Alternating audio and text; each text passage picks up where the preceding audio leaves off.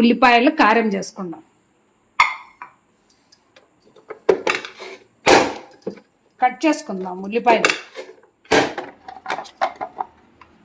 ఉల్లిపాయలు కటర్లో ఇలా తరుక్కున్నాం చిన్న చిన్న ముక్కలుగా.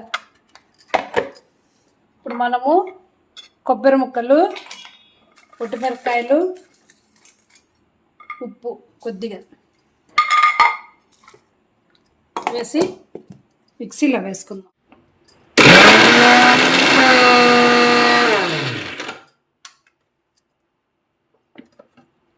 ఇలా పొడి చేసుకోవాలి కొబ్బరి పొడి.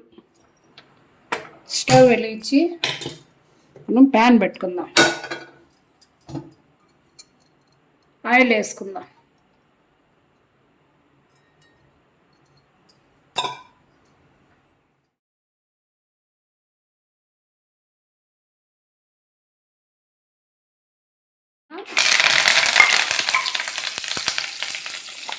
ఉల్లిపాయలు వేసుకున్నాం.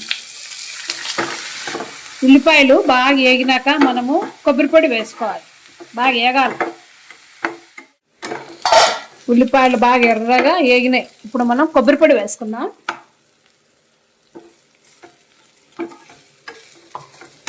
బాగా కలుపుకొని 1 నిమిషం పాటు పెట్టుకుందాం. మూత తీస్తాం. ఎలా ఉందో కొబ్బరి పొడి.